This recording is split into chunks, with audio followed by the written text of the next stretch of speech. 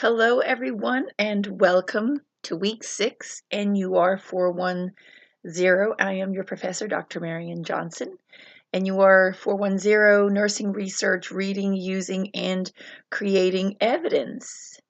Thank you for all your participation. Thank you for everybody that watches my lectures. They're very lengthy but informative. This week, we are going to look at two important topics towards your progress in understanding the nursing research process. The topics will be summarizing and reporting descriptive data, quantitative questions and procedures, which is your reading assignment. Summarizing descriptive data is the first step in the analysis of quantitative research data. Because it is the first step, other steps depend on its careful completion. When descriptive data are summarized correctly, they provide useful information about participants in the sample, their answers to survey questions, and their responses to study inquiries. Analysis of descriptive data entails the use of simple mathematical procedures or calculations, many of which are straightforward enough to be done with a calculator. Yet, these simple numerical techniques provide essential information in a research study. When it comes to descriptive analysis, those persons evaluating research as evidence have different needs than do those persons who conduct the research studies. The purposes of summarizing descriptive data for readers of research include the following: giving the reader a quick grasp of the characteristics of the sample and the variables in the study to understand its appropriate application as evidence, providing basic information on how variables in a study are alike, measures of central tendency, and how they are different, measures of variability. Conveying information about the study through numerical and graphical methods to enhance understandings of the findings. The purposes of summarizing descriptive data for researchers include the following: reviewing the data set using frequency tables to check for coding or data entry errors, visualizing the descriptive data, particularly the shape of distributions, to determine if the statistical assumptions are met for the selection of appropriate statistical analysis. Understanding the characteristics of the participants in the study and their performance on variables of interest in the study. Gaining an in-depth understanding of the data before inferential analysis. In quantitative research, a summary of descriptive data can be accomplished using statistical techniques such as measures of central tendency, variance, frequency distributions, and correlation. These statistics provide a method to summarize large amounts of data from a research study through meaningful numbers. Care must be taken by researchers who create descriptive reports. Correct statistical techniques must be selected for data that have been collected. The level of measurement of a variable is a primary consideration when deciding which statistical technique to use to summarize descriptive data. In addition, the report of descriptive data needs to be presented in the most meaningful way. In other words, in a way that readers readily comprehend and cannot easily misunderstand.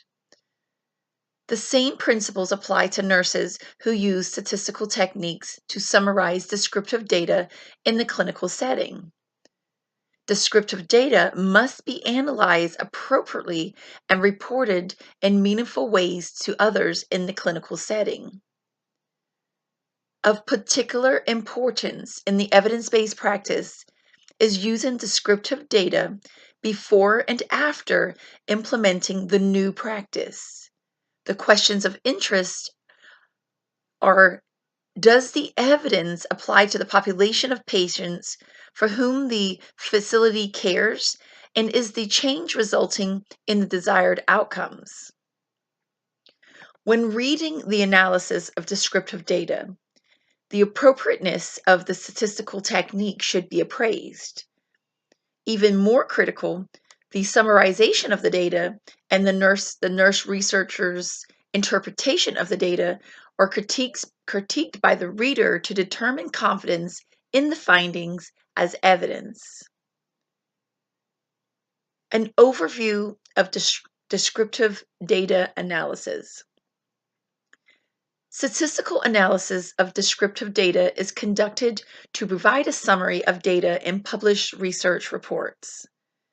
These data serve as the starting point for the reader to begin making decisions regarding the strength and applicability of the research as evidence for practice in specific populations. Descriptive data are numbers in a data set that are collected to represent research variables and do not involve generalization to a larger set of data, such as the population.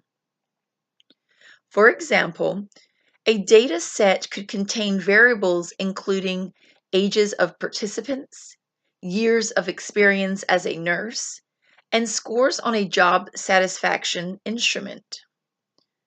These data could be analyzed for the purpose of summarizing information about this sample, not comparing groups within a study to infer findings to the population. Simply put, descriptive statistics use numbers or graphic displays to organize and describe the characteristics of a sample. Descriptive statistics involve a range of complexity, from simple counts of data to analysis of relationships. The most common descriptive statistics are classified in the following ways: counts of data, expressed as frequencies, frequency tables, and frequency distributions. Measures of central tendency, expressed as the mean, medium, and mode. Measures of variability, including the range, variance, and standard deviation. Measures of position, such as percentile ranks and standardized scores. Measures of relationship, such as correlation coefficients. Graphical presentations in bar charts, line graphs, and scatter plots. The specific types of summary statistics that are applied to descriptive data are driven by the nature of the data and the level of measurement of the variable. It is important to apply as many descriptive techniques as necessary to provide an accurate picture of the variable, rather than giving only a single measure that may mislead a reader. For example, providing a percentage of 100% hand washing compliance for a month may look very good, but by excluding the frequency count, and that count is n equals 1, a complete picture is not provided. Understanding levels of measurement. The initial step in descriptive analysis is to choose the appropriate statistical analysis for the level of measurement of each variable. This is the responsibility of those who create descriptive studies and is an important point for critique by nurses who read research reports. Data can be collected in one of 4 possible levels of measurement: nominal, ordinal, interval, or ratio. Each level has characteristics that make it unique, and each requires a particular type of statistical technique. Nominal level data are those that denote categories. Numbers given to these data are strictly for showing membership in a category and are not subject to mathematical calculations. Nominal data can be counted, not measured, so they can be summarized using statistics that represent counts. Gender is an example of nominal data. Summary statistics appropriate for this level of measurement are frequency, percentage, rates, ratios, and the mode. Original data are also categorized. Original data are also categories, but have been added characteristics of rank order.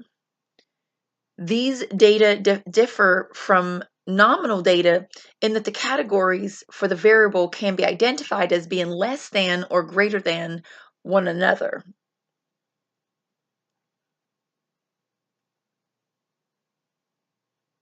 However, because the level of measure is still categorical, the exact level of difference cannot be identified. Patient satisfaction is an example of ordinal data. Statistical techniques appropriate for ordinal data include those appropriate for nominal data plus range, medium, minimum, and maximum. Interval and ratio data are recorded on a continuous scale that has equal intervals between all entries. Blood glucose is an example. Data collected on interval or ratio levels result in numbers that can be subjected to many mathematical procedures, including mean, standard deviation, variation, and evaluation of the distribution, skew, and kurtosis. Identifying shape and distribution. Initial analysis of data are meant to help the researcher identify the distribution and therefore the shape of the variable's data. The outcome of the analysis, coupled with the level of measurement, guides the researcher in selecting the appropriate statistics to represent the variable's center and spread.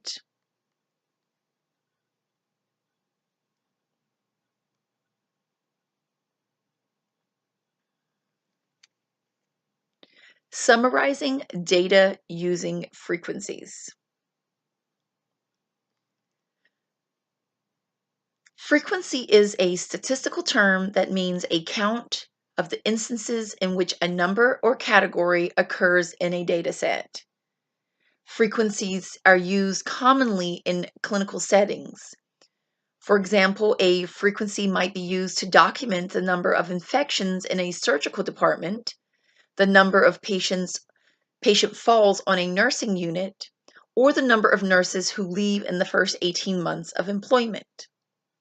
In research, frequencies are used to count the number of times that a variable has a particular value or score. A researcher may collect data on nominal level variables or ordinal level variables and generate a frequency count per category to summarize the data. For example, if information about gender were desired, 2 values, male and female, would be collected.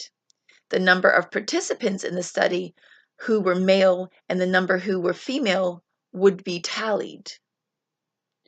Frequency, a count of the instances that an event occurs in a data set. Frequency data can be used to calculate percentages, rates, and derived variables. A percentage is a useful summary technique that shows the relative frequency of a variable.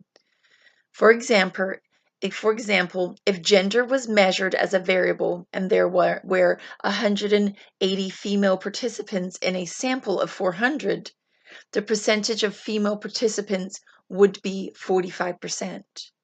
The 45% is more meaningful as a summary value than the frequency count because readers can quickly tell that slightly less than half of the sample was female. To calculate the percentage in this example, The number of female participants is divided by the number of participants in the entire sample. 180 divided by 400 equals 0.45 or 45%. Rates that are clinically important can be calculated to provide information about data trends over time. Like a percentage, a rate is calculated by dividing the frequency of an event in a given time period by all possible occurrences of the event during the time period. The difference is that percentages by definition are per 100, whereas rates can have a different denominator, such as per 1,000 patient days. Monthly fall rates are an example. The number of falls in a month is divided by the total number of patient days in that month. This allows for comparison between units based on opportunity for falls each day instead of raw count number of falls. When calculated periodically, patient outcomes expressed as rates can be monitored as a basis for action planning to improve care. Rate, a calculated count derived from dividing the frequency of an event in a given time period by all possible occurrences of the event during the same time period. Derived variables are created when data from other variables are put into simple formula to produce a new piece of information, a new variable. An often used derived variable is the hospital length of stay. It is calculated by summing the number of inpatient days on a nursing unit, a frequency in a month, and then dividing this sum by the number of patients in the unit. Rates and derived variables may be used to represent the effects of extraneous variables or to describe baseline performance. Operational definitions of these variables are important to include to support consistency in the method of calculation. Derived variable, a new variable produced when data from other variables are combined using a simple formula.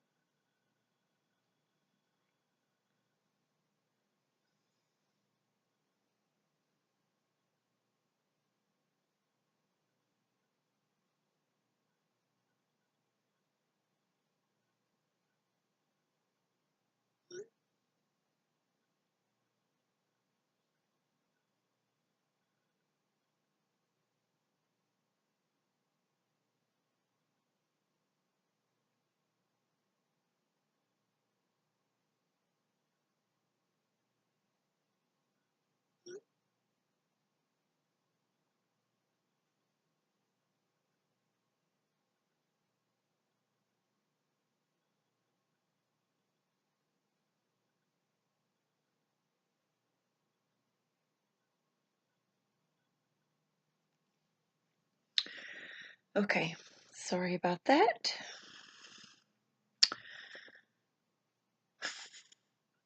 Where were we? Summarizing data using frequency tables. This is a lot to digest and take in.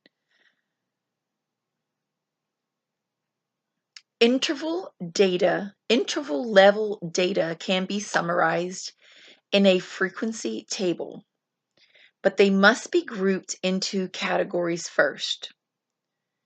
Because interval level data can fall anywhere on a continuous scale, each data point could be theoretically be a unique number.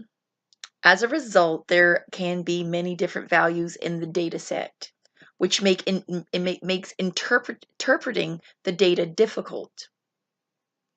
To create a frequency table for interval level data, the data are sorted from lowest value to highest value. Categories are created for the data, and the number of occurrences in each category is counted. Collapsing several years together provides an even clearer picture. Representing complex data in this way enhances interpretation and understanding of the values. Although the data in the original table did not really reveal any patterns, review of the frequency table makes it clear, and most participants in the study had few years of nursing experience. In fact, the majority of participants had 9 or few years experience. Summarizing data using frequency distributions. In many ways, graphical presentation of data is easier to understand because the data are presented in summary fashion with colors, lines, and shapes that show differences and similarities in the data set. An easy chart to create is a bar chart for nominal or ordinal data. The most common way to design a bar chart is to have categories of the variable on the x-axis of the chart horizontal and the frequency for each category on the y-axis vertical. Bar charts provide the reader with a quick assessment of which category has the most occurrences in the dataset. A bar chart showing the frequency per category enables evaluation of the shape of the distribution of values. Such graphs are called frequency distributions or histograms. For example, the values of subjects' pain ratings can be represented in a graph with the value pain rating placed on the x-axis and the number of cases with that pain rating on the y-axis. In this histogram, the reader can see the most of the values of the variable post-op pain were between 3 and 7. Another useful feature of the histogram is that it shows the curve of the data. The researcher can see whether the data in the study are normal or skewed or have an abnormal kurtosis. Based on the distribution of the data, the researcher will then select the statistics for describing the center and spread of the data. A normal distribution, often called a bell curve, has a large proportion of the values of the variable in the middle of the distribution and smaller proportions on the ends, the tails. The shape of the distribution is symmetrical, meaning that the right and left sides of the distribution are mirror images. The shape of the distribution of a variable in a research study is important because many statistical procedures require a normal distribution to yield reliable results. Some variables are not symmetric, so they do not have a normal distribution.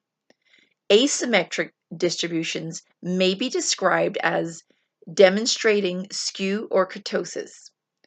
A skewed distribution has a disappropriate number of occurrences in either the right or left tail of the distribution. Describing the type of distribution can be counterintuitive. The skew is described by the direction of the tail. For example, distributions with more values in the positive end of the distribution trail out to the negative end are so described as negative skew. Those with more values on the lower end of the scale will trail out to the positive end and are so called positive skew. Those distributions with large tails are called leptokurtic.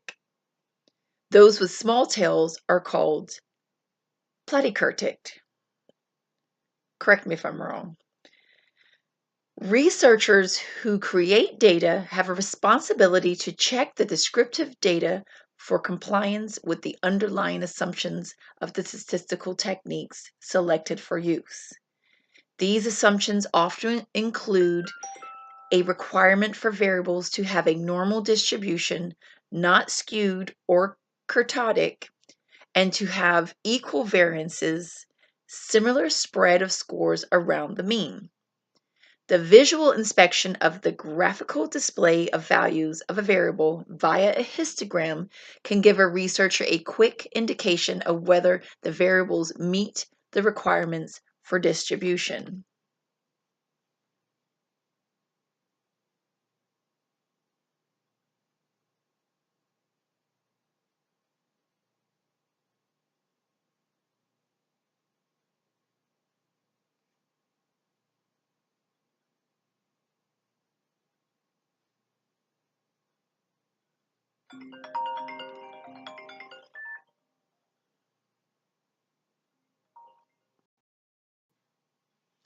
Describing the center and spread.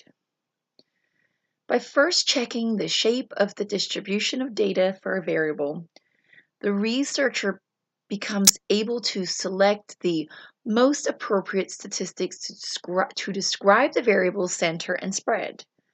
Measures of tendency are used to describe the variable's center. They include the mean, the median, and the mode. The spread of variability of the variable's data is calculated via standard deviation, range, and percentiles. Summarizing data using measures of central tendency. A measure of central tendency is a single number that summarizes values for a variable. These measures represent the way the data tend towards the center. They reflect what may be a typical response in the data set. For example, age of participants in a sample might be an important variable in a study. Instead of listing all the ages of participants, a researcher can summarize the data using a measure of central tendency, such as the average mean age of participants in the sample. If, for example, the mean age were 25 rather than 75, the reader would know that participants were young adults rather than elderly participants. Other measures of central tendency include the mean and the median and the mode. The mean is commonly called the average. This number is calculated by adding all scores in the dataset and dividing the sum of the number of scores in the dataset. The mean is an easily recognized and interpreted measure of central tendency. It is familiar to most readers and easy to calculate. The mean, however, is disproportionately affected by extreme values. For example, the mean length of stay of joint replacements would be 3 days if 5 patients each stayed in the hospital for 3 days. But it would also be 3 days if 4 patients stayed 2 days and 1 patient stayed 7 days. This sensitivity to extreme scores is a weakness of the mean. Thus, data that are normally distributed are most appropriate to submit to the calculations of a mean score. Remember that only the data measured at the interval and ratio levels are appropriate for calculating a mean score. Mean, the average, a measure of central tendency. The median is another measure of central tendency, but it is not a calculation. It is a location, whereas the mean takes every number in the dataset into account in the calculation. The median requires the dataset to be arranged in numerical order so that the value in the middle of the dataset can be determined. The value of a dataset are arranged in sequence from smallest to largest, and the center of the dataset is determined by finding the exact midpoint of the data.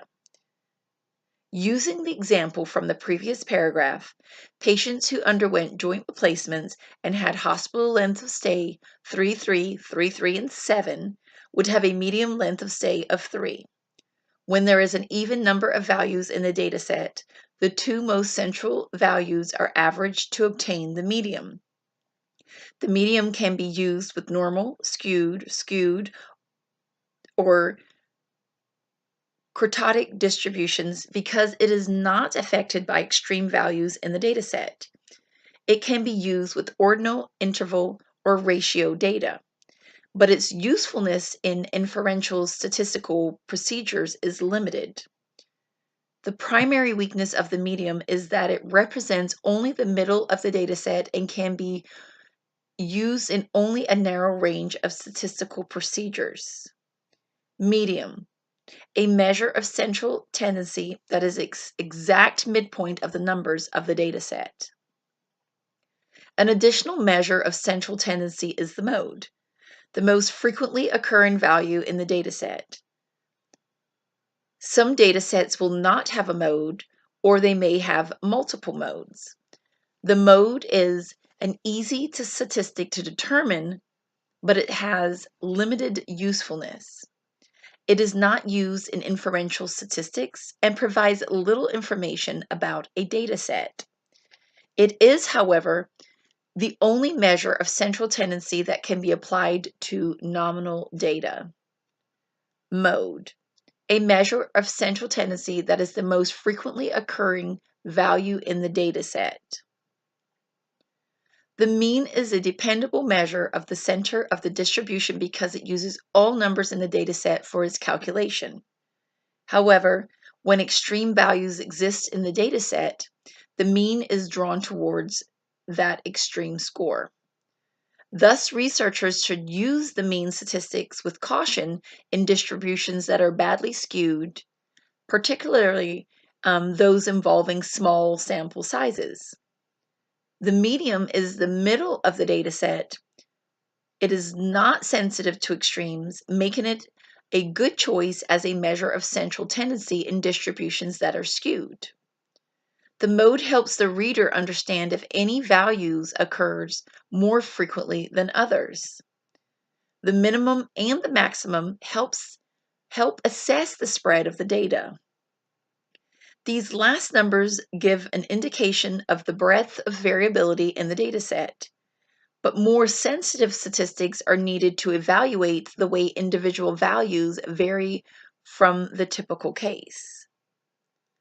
The square root of the variance, the standard deviation, is a more easily interpreted measure of the distance spread of scores around the mean because its scale is proportional to the original set of numbers. The standard deviation represents data in the same way as the variance. Large standard deviation scores relative to the mean indicate that values in the dataset are spread out from the mean, and small standard deviation scores relative to the mean indicate that values are close to the mean. The standard deviation is more frequently reported in research reports than is variance because it is easily more interpreted. The variance, however, is more commonly used in the calculation of other statistics, such as those used to determine standard error and the differences between groups. It is helpful to calculate at least one standard deviation value manually to understand its undergoing conceptual meaning. Standard deviation, the most easily interpreted measure of variability of scores around the mean, represents the average amount of variation of data points about the mean. Variance and standard deviation are subject to the same limitations as the mean because all scores in the dataset are used in the calculation, and the mean is used in the calculation. Thus, extreme scores in the dataset will affect both the variance and the standard deviation.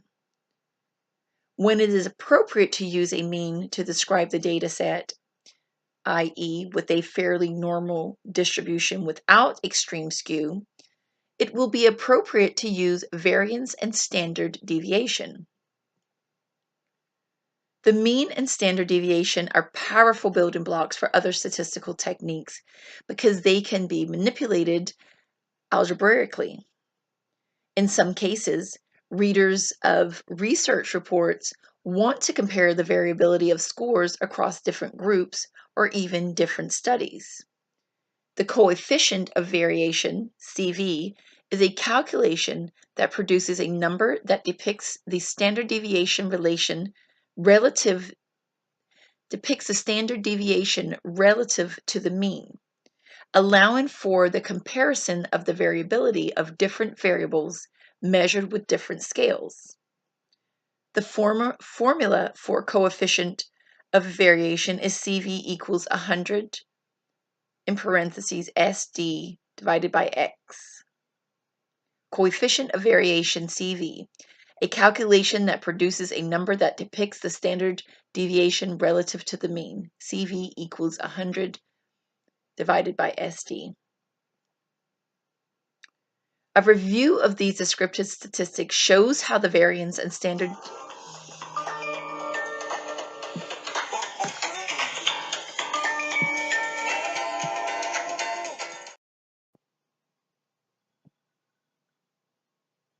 A review of these descriptive statistics show how the variance and standard deviation help the reader to understand a data set in terms of what the typical response, mean, and median is and how individual subjects differ from that typical response, variance, and standard deviation. Summarizing data using measures of position. Values from a data set can be divided into parts so that readers can understand where a particular value lies in relation to all other values in a data set. The percentile rank is the most commonly used statistical technique for this purpose.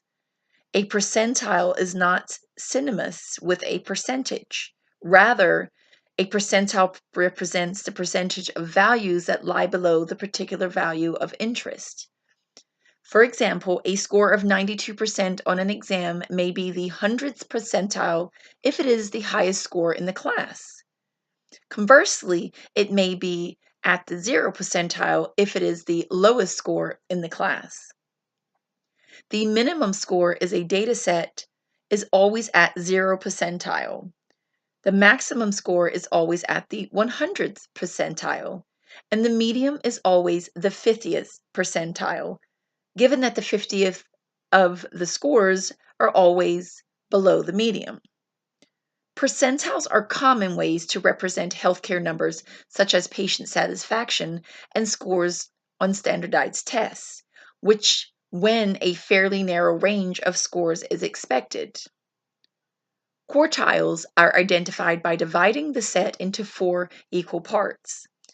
The first quartile contains 0 to 25th percentile rank and is the lowest 25% of the scores. The second quartile contains scores in the 26th to 50% percentile rank. The third quartile scores in the 51st to the 75th percentile rank, and the fourth quartile contains all scores above the 76th percentile rank. This technique is particularly helpful when the research is examining achievement or when performance against others in the study is important. It is also a useful technique for dividing scores on interval level variables into logical groups to study differences between them. Sometimes a researcher may want to transform scores gathered in a research study into standardized scores, which express the distance from the mean for a single score.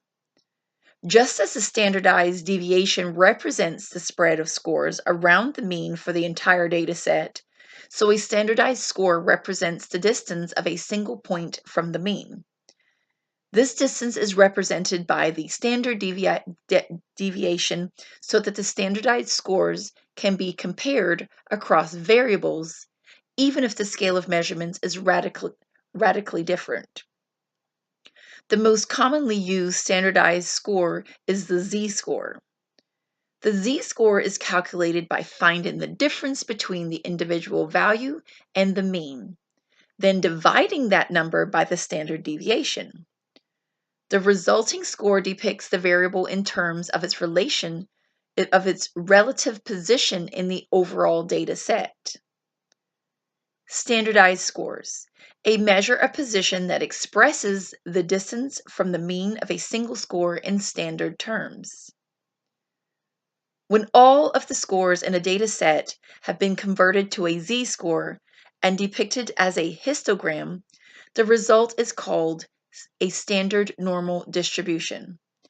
A standard normal distribution has a mean of 0 and a standard deviation of 1.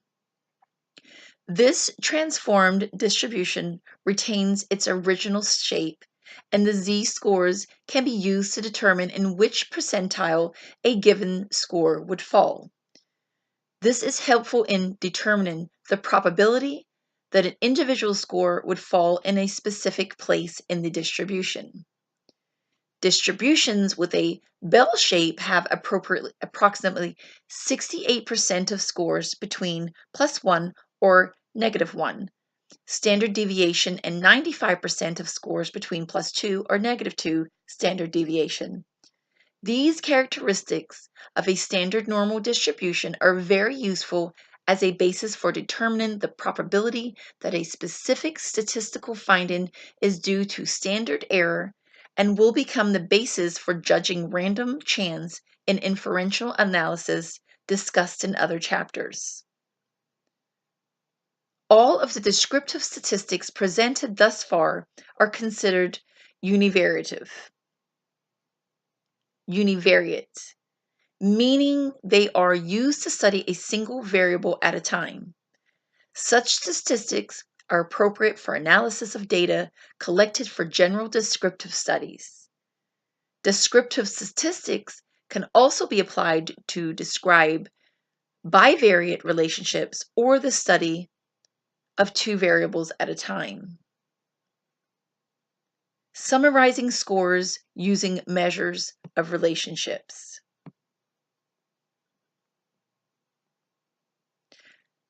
Bivariate descriptive statistics can be very useful in describing the strength and nature of relationships between variables and the appropriate test to use for analysis in correlation studies.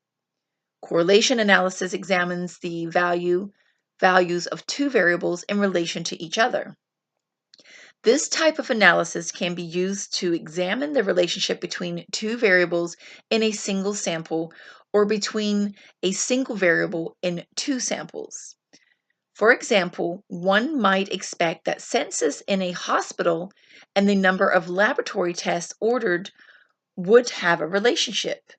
As the values for census increases, the values for numbers of tests ordered increase. This type of relationship is called a positive correlation. A different example may show a negative correlation, such as scores on a quality of life scale and stages of a chronic disease. In this example, as the stage of chronic disease progresses, the quality of life for the client may decrease.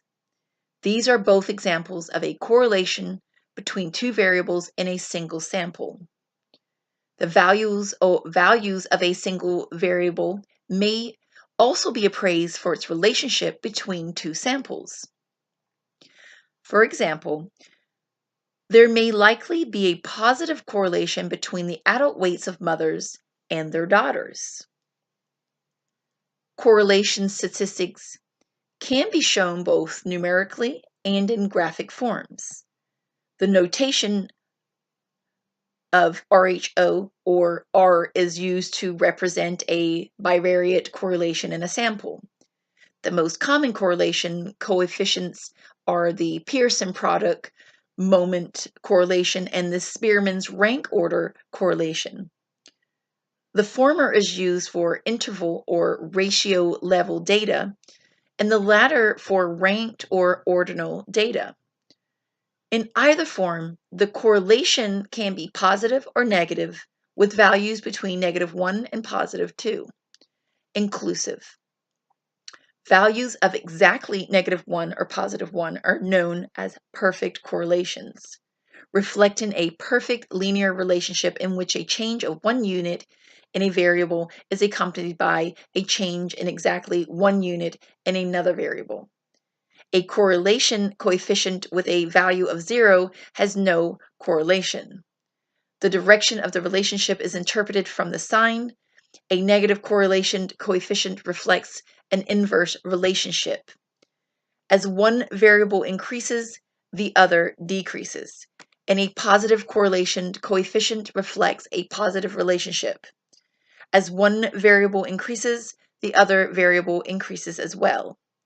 The strength of the relationship is interpreted based on the absolute value of the coefficient itself, regardless of its sign. An advantage of the correlation coefficient is that it can be an efficient way to determine both the strength and the direction of a relationship with a single statistic. Nevertheless, a correlation coefficient reflects only a linear relationship. In other words, the relationship has to be proportional at all levels of each variable before it will be depicted accurately with a correlation coefficient. Some important relationships in healthcare are curved rather than linear and are not represented well by correlation coefficient. For example, a dose response curve will follow a curvy linear trajectory, but it is still a very important relationship in nursing care.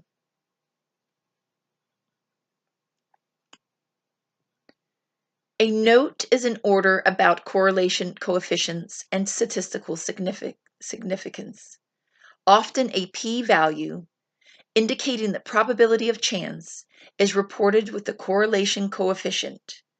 It is often erroneously interpreted as evidence that the relationship is a significant one. In reality, the p-value indicates the probability that the measured relationship is due to standard error, and even very weak correlation coefficients can be statistically significant. The strength and direction of the correlation coefficient are the characteristics that determine whether it is clinically significant, and this can be determined only by the application of the expert judgment of the clinician. A correlation coefficient is an easy, efficient, and easily interpreted way to describe the degree and the direction of a linear relationship between variables. These relationships can also be represented graphically using a scatter plot. Scatter plots are effective means for evaluating relationships and determining if those relationships are linear. They are one of a group of graphical presentations that can illustrate statistical results in a visual way, which are often more easily interpreted and understood by readers. Summarizing data in graphical presentations.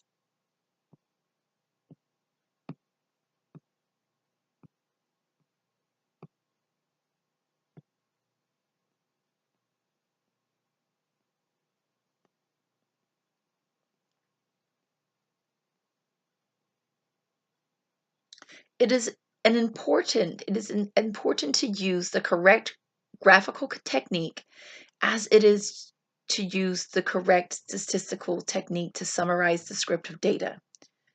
In some ways, graphical presentation of data is easier to understand because the data are presented in summary fashion with the colors, lines, and shapes of the graph highlighting differences and similarities in the data set. An easy chart to create for this purpose is a bar chart for nominal or ordinal data. Line graphs, a graphic presentation that plots means for a variable over a period of time. Sometimes the best way to display the data is to illustrate where the majority of the scores lie in the data set. A box plot provides a good method to show this, particularly when a variable is measured in different groups. The box plot is a visual representation of measures of position. Common errors in summarizing data. The most elementary error is made when an inappropriate statistic is used to summarize data. There is never an instance when a mean should be calculated on race, gender, or other categorical data. However, those new to statistical analysis may forget these levels of measurement and, seeing numbers on the screen, run descriptive analysis. Although the statistical analysis computer package will certainly calculate a mean when provided the correct commands, the resulting number is meaningless. Reading the descriptive data section in a research study. Descriptive statistics are the most common statistics the reader of nursing research will encounter.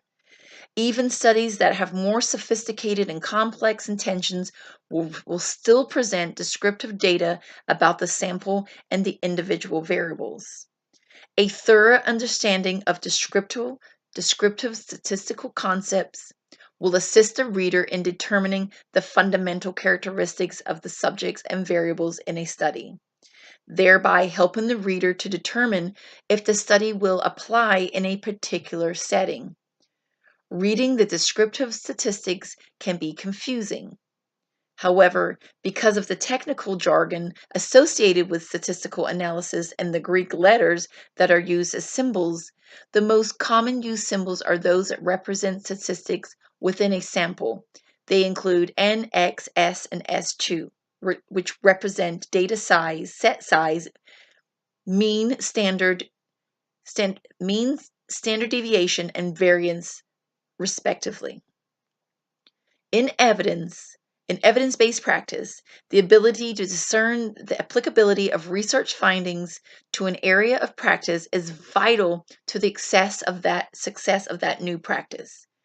While newly discovered research may, in fact, be sound and well designed, it is important to review the descriptive statistics of the study to make the determination of whether the outcomes of the research can be transferred to another setting.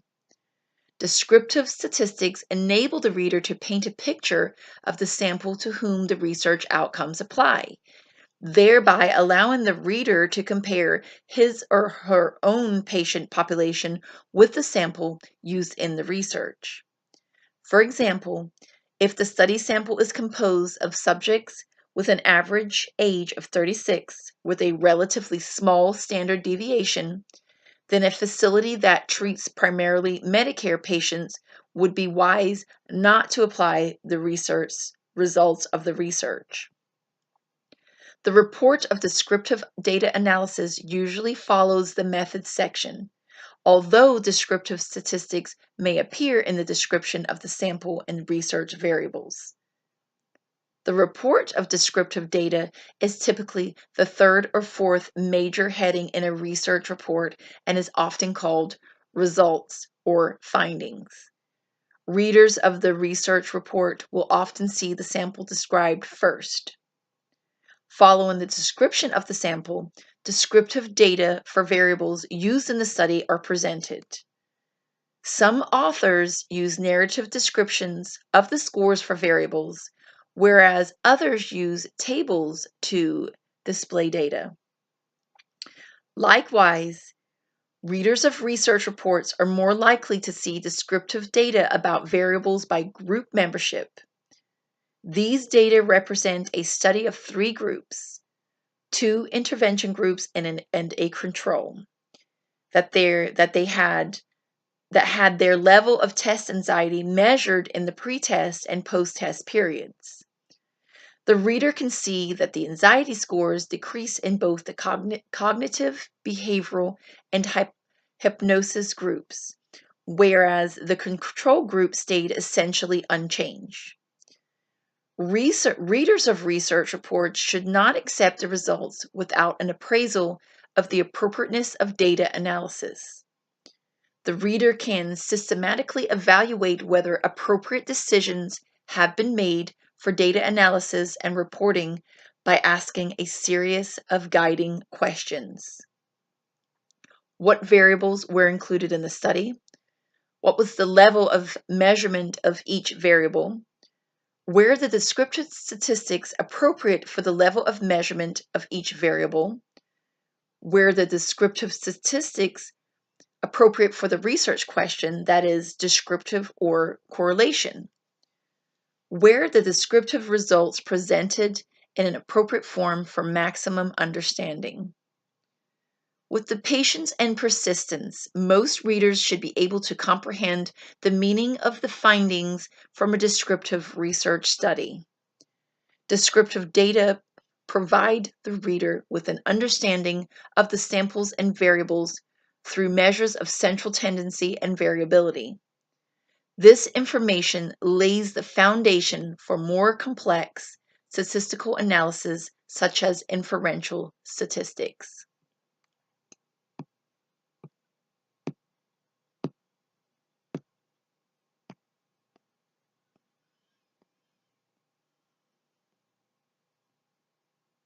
Using descriptive data and analysis in practice.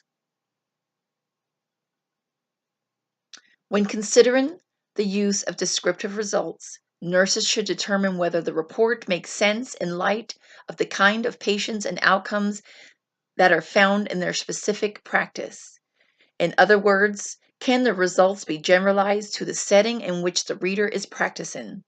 For example, if a study is investigated the functional status of patients who have undergone coronary bypass surgery, it might not be advisable to apply its results to a facility whose patients have received medical treatment for myocardial infarction. Creating descriptive data summaries for a research study. Researchers who report descriptive data from a research study must create and follow a data analysis plan, paying careful attention to detail. It is only through systematic attention to the data analysis process that appropriate results are generated and errors are detected and corrected before final analysis.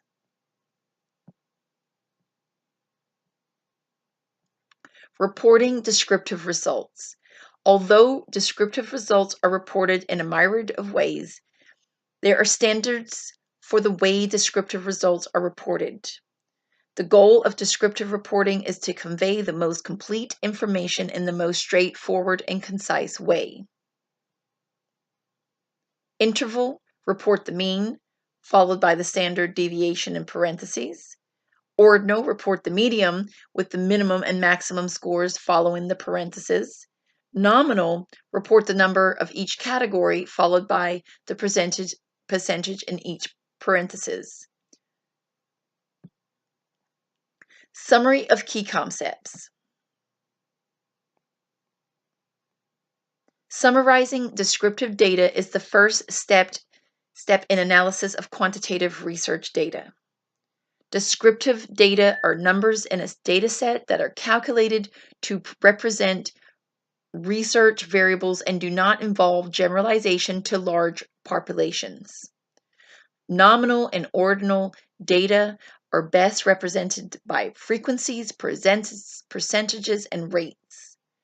Interval and ratio level data can be represented by measures of central tendency, variability, and relative position. Measures of central tendency include the mean, median, and mode. The mean is easily calculated and interpreted, but it's influenced by extreme scores. The median represents the midpoint of the data, but does not reflect extremes well. The mode is the most frequently occurring value. It is of unlimited usefulness in descriptive analysis. Measures of variability include the variance, standard deviation, and the coefficient of variation, all of which represent how spread out the data values are in relation to the mean. Measures of relative position include percentiles and standardized scores, which enable the comparison of values when the scales of measurements are different. The relationship between two variables in a sample is represented by the correlation coefficient. A frequency distribution enables the research to determine the shape of the variable's distribution, which may be normal, skewed, or ketotic. Data must be analyzed using the correct statistical procedure for the level of measurement of a variable. The data may be presented numerically and graphically in a way that conveys the most accurate information about the variables in the study. Errors in reporting descriptive data include using the wrong statistics for the level of measurement, presenting incomplete, overly complicated, or misleading data, and drawing conclusions that go beyond what the data will support. Data must be meticulously collected, entered, checked for quality, and cleaned prior to analysis. That concludes Week 6 lecture NUR 410. I am your professor, Dr. Marion Johnson. Text me, call me, email me. I am at your service. Thank you and enjoy your week. Let's participate.